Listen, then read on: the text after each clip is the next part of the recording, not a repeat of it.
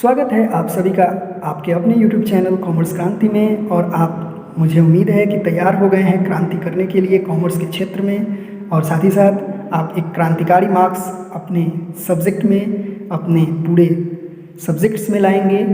यह मुझे उम्मीद है, यह मुझे आशा है, और यह मुझे आशा ही नहीं बल्कि पूरा विश्वास है। तो चलिए क्रांति करते हैं नए टॉपिक के साथ। और आज का जो क्रांति है यह है calculation of the cost of consumable goods. आज हम जानेंगे जो टॉपिक वो होगा calculation of the cost of consumable goods. बहुत बार एनपीओ में क्या होता है कि कंज्यूमेबल गुड्स का कैलकुलेशन करना होता है, जैसे कि मेडिसिन्स हो गया, स्पोर्ट्स इक्विपमेंट्स हो गया या स्पोर्ट्स मटेरियल्स हो गया, पोस्टेज हो गया, स्टेशनरी हो गया या फूड स्टफ्स हो गया। तो इन सभी मटेरियल्स का कंज्यूमेबल अमाउंट निकालना होता है। तो कंज्यूमेबल अमाउंट निकालने का तरीका क्या है यह जानेंगे आज के वीडियो में। ये बहुत ही महत्वपूर्ण टॉपिक है और ये हर एग्ज़ाम में निश्चित रूप से आता है। इसको आने से दुनिया की कोई ताकत नहीं रोक सकती है। तो निश्चित रूप से इसको अच्छे से समझिए और इसको अच्छे से याद रखिए। मैं ऐसे बताऊंगा कि चुटकी में आपको ये याद हो जाएगा।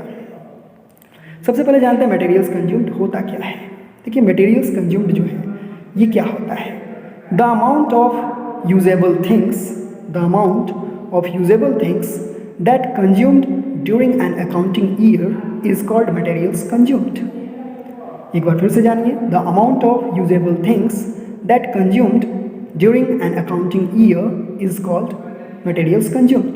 यानी materials consumed जो है वह ऐसा अमाउंट होता है जो यूज़ में आने वाले वस्तुओं का, यूज़ में आने वाले थिंग्स का एक ईयर के अंदर हम लोग कंज्यूम कर लेते हैं। एक ईयर के अंदर उसका हम जो यूज़ कर लेते हैं उसी को हम बोलते हैं मटेरियल्स कंज्यूम्ड।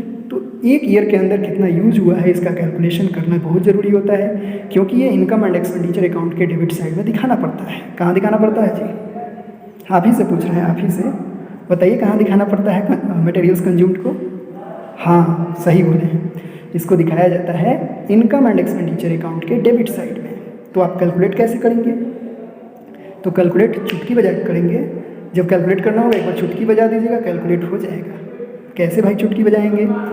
तो इसका कैलकुलेशन करने के लिए सबसे पहले लिखना पड़ेगा कैश परचेजेज ऑफ मटेरियल्स। यहाँ आप देख सकते हैं कैश परचेजेज ऑफ मटेरियल्स सबसे ऊपर लिखना है, इस ईयर में जो परचेज हुआ है।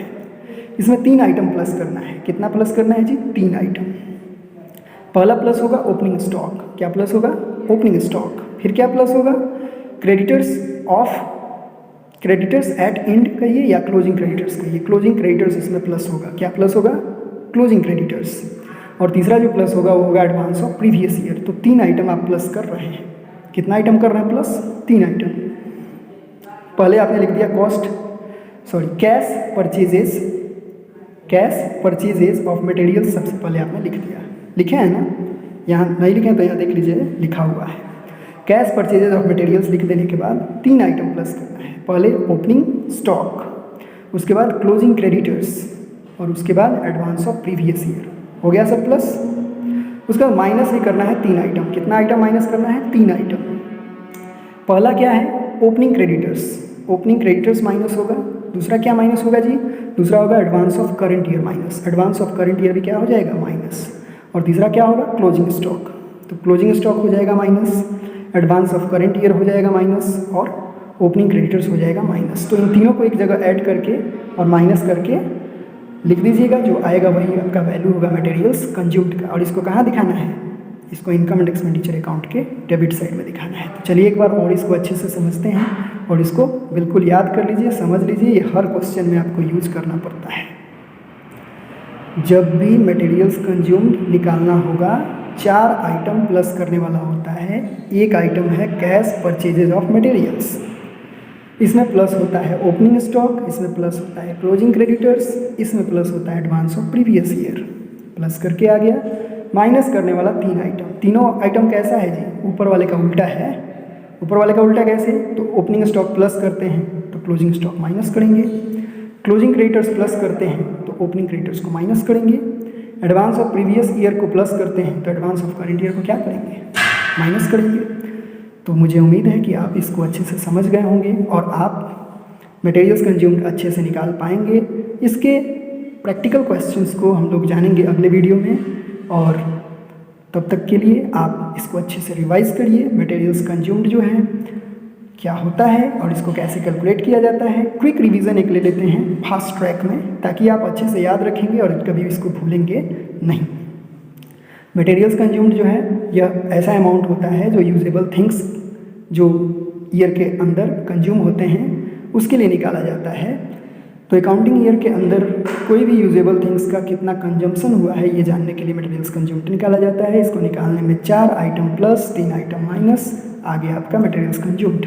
4 आइटम प्लस वाले में क्या है जी, कैश परचेजेज ऑफ मटेरियल्स सबसे पहले लिखते हैं, फिर उसमें प्लस करते हैं ओपनिंग स्टॉक, फिर प्लस करते हैं क्लोजिंग क्रेडिटर्स, फिर प्लस करते हैं advance of previous year. Minus करने वाला 3 आइटम आ गया opening creditors, advance of current year और क्लोजिंग स्टॉक। जो आया माइनस करके वो हो गया आपका materials consumed.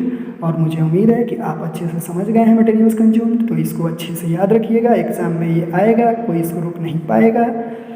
Calculation of subscription, calculation of materials consumed आने से दुनिया की कोई ताकत नहीं रोक सकती है। तो मैं आपसे बोल रहा हूँ विशेष रूप से आपसे कि आप इसको अच्छे से 2 बार 3 बार लिख कर अपने दिमाग में बैठा लीजिए, क्योंकि एग्ज़ाम में इसको आने से कोई रोक नहीं पाएगा। और यदि ये एग्ज़ाम में आएगा तो आपका दिमाग का छक्का छुड़ाएगा कब, जब आपको रूल नहीं पता होगा तब। तो उम्मीद है कि आप इसको याद करेंगे, अच्छे से समझेंगे। किसी भी तरह की प्रॉब्लम होने पे आप कमेंट बॉक्स में लिखेंगे। और फिर से मिलते हैं एक नया क्रांति करने के लिए, और एक नई क्रांति में नया सब्जेक्ट होगा, नया टॉपिक होगा। तो बने रहिए कॉमर्स क्रांति के साथ और करते रहिए अपने सारे सब्जेक्ट्स में क्रांति, और बनिए क्रांतिकारी टॉपर। मिलते हैं अगले बार, तब तक के लिए नमस्कार।